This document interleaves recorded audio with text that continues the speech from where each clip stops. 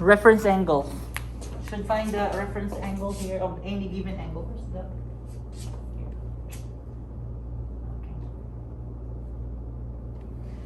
So first is you should know the location of a specific angle, and the location of that angle just depends on the location of the terminal side. So just look at the terminal side and you know the location of the angle. For example, in this first figure here, so you can see there's an arrow. So this is your terminal side because of the arrow. And that terminal side is found in quadrant 1 of the Cartesian plane. You know, quadrant 1, quadrant 2, quadrant 3, and quadrant 4. Because the terminal side is found in quadrant 1, so we say that that angle is in quadrant 1. Okay. The second figure here, the terminal side is found in quadrant 2. So that's why that angle is in quadrant 2. If the terminal side is in quadrant 3, the angle is in quadrant 3. If it's in quadrant 4, also in quadrant 4. Okay. Provided that the angle is in standard position. Okay? So that's how you locate the location of the angle based on the terminal side. What if the terminal side will be on the x-axis or y-axis? If that's the case, we call it quadrantal angles. If the angle has its terminal side along the x-axis or the y-axis, you call it quadrantal angles. So like here, the first example, 360 degrees will terminate here, so quadrantal. And 90 degrees will terminate here, another quadrantal. 180 degrees will terminate here, and then at 270 degrees will terminate in this side of the y-axis. So the term that we use is quadrantal angles. Again, it should be in standard position. So actually, quadrantal angles are just angles that is a multiple of 90. Because they should lie on any x or y axis. So an angle multiple of 90 is a quadrantal angle. Now, how do we find the reference angle? We only find the reference angle for non-quadrantal angles. So if it's a quadrantal angle, we don't need a reference angle. And what is a reference angle? So here's a definition. It's just a positive, meaning it's always positive, so it can't be a negative angle. And it's an acute angle. So if it's an acute angle, what can you say about its measure? What can you say about the measure of a reference angle? Between 0 and 90. So the measure of any reference angle should be between 0 to 90. It cannot exceed or lower than that. Always positive. And that reference angle is formed by the terminal side of the given angle. So that means you have to draw first the angle and determine its terminal side and the x-axis. The angle that can be formed by this terminal side and the x-axis will be the reference angle. For example, here in this first figure, that's the given angle. Okay? And now we're looking for the reference angle. So it says here, you just need the terminal side and the x-axis. And as you can see, the angle that's formed is here. Right? So, as you can see there, the given angle and the reference angle is the same. The given angle is this. This is the given angle. And this is the reference angle. They're the same. It happens if the angle is in quadrant 1. So if you know that an angle is in quadrant 1, it's just the same with the reference angle. Okay. For example, 45 degrees. What's the reference angle? 45 degrees. You know 45 degrees is in quadrant 1, right? Quadrant 1 should be angles less than 90, but greater than 0. Because it's in quadrant 1, so our reference angle will be just the same. What if our given angle is in quadrant 2? Just like this. This is our angle. It terminates here. So following the definition, we just look for the angle formed by the terminal side. This is the terminal side. And the x-axis, this is our x-axis. So the angle that's formed is here.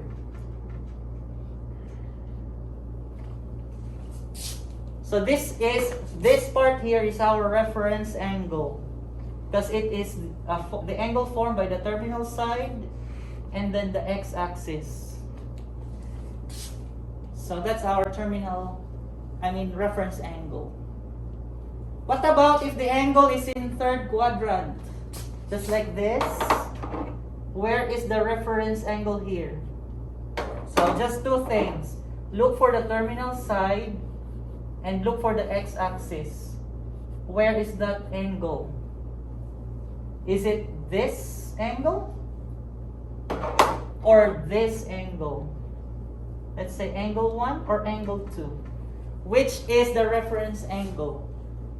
Angle 1? Because angle 1 is formed by the terminal side and the x-axis. Angle 2 also is formed by the terminal side and the x-axis. But which one is the right reference angle? 1 or 2? 1. Why? Because from the definition, it says acute angle. Look at number 2. It's more than 90 degrees. It becomes an obtuse. So, it can never be, although it is formed by the terminal side and x-axis, but its measure is more than an acute. So, angle 1 is the reference angle. Okay. What if the angle is in quadrant 4? Quadrant 4. So again, to locate the reference angle, just look for the terminal side and the x-axis. Okay? And it should be here. The angle that's formed, the smallest angle, the acute angle that's formed is here. By the way, when you make the reference angle, I need the arrow. The arrow should be in a counterclockwise direction. Why? Why do we need to put an arrow in a counterclockwise direction for reference angle? Just go back to the definition. It should be a positive angle.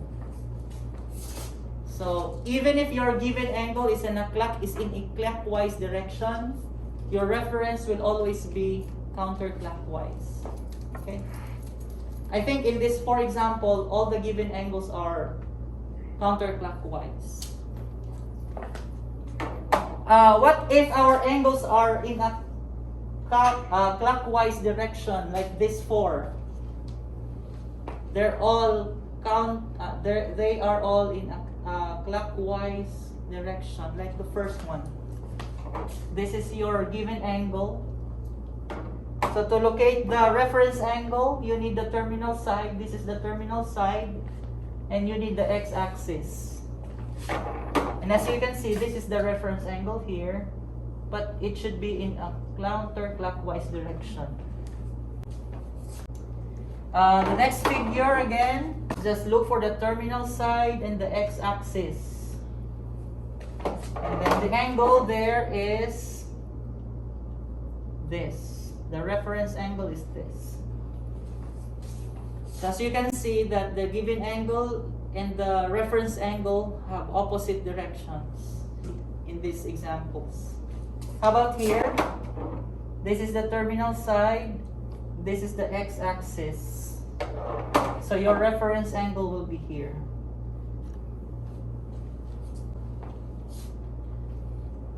Remember, I am only using the term x-axis. So that means It could be a positive side or a negative side for reference angle. But for standard position, it should always be positive side. Here, this is the reference, that's the given angle. This is the terminal side, and this is the x-axis. So this will be the reference angle here, counterclockwise.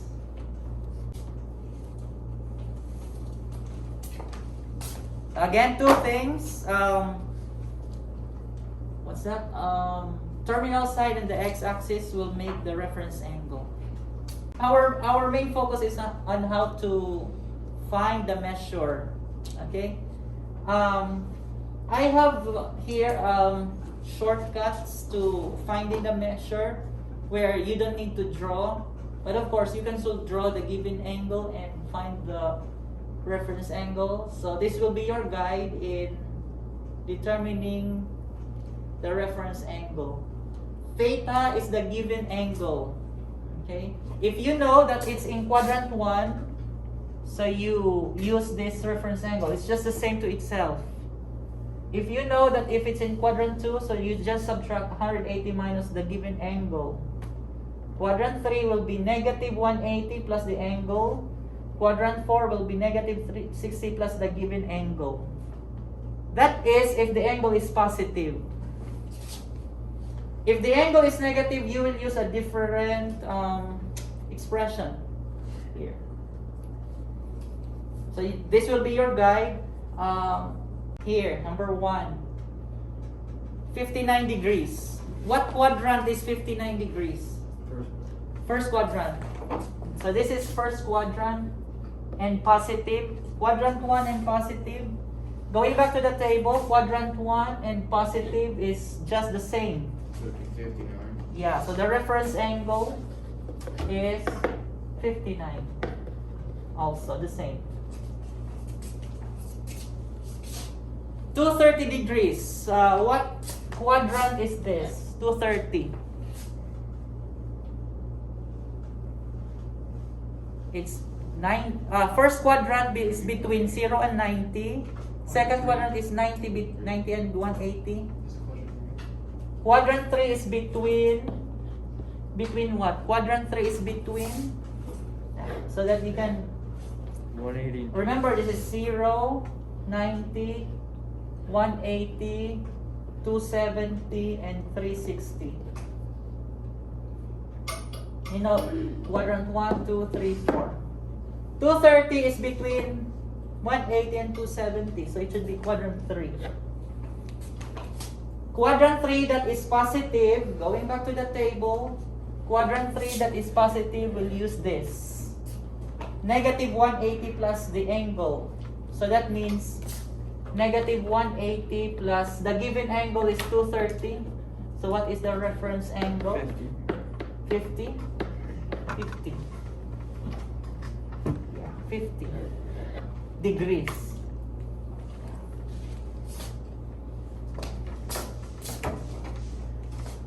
I'll erase this. How about negative 63 degrees? What quadrant is that? Negative 63. This time is the reverse. 0, negative 90, negative 180, and negative 270, and negative 360. As you can see, negative 63 is between 0 and negative 90. So that means this is quadrant 4. Quadrant 4.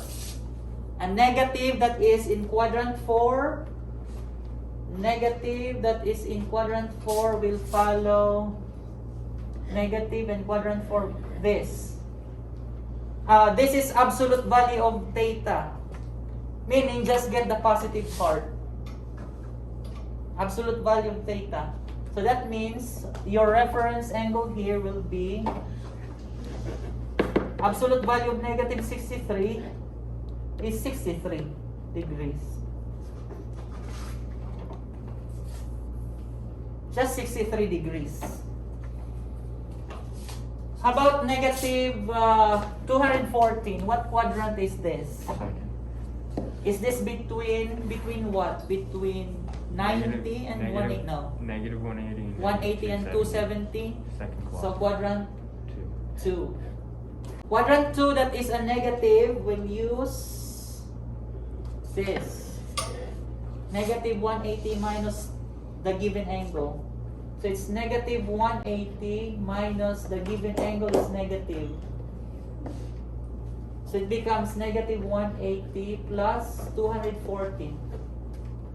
44. 44.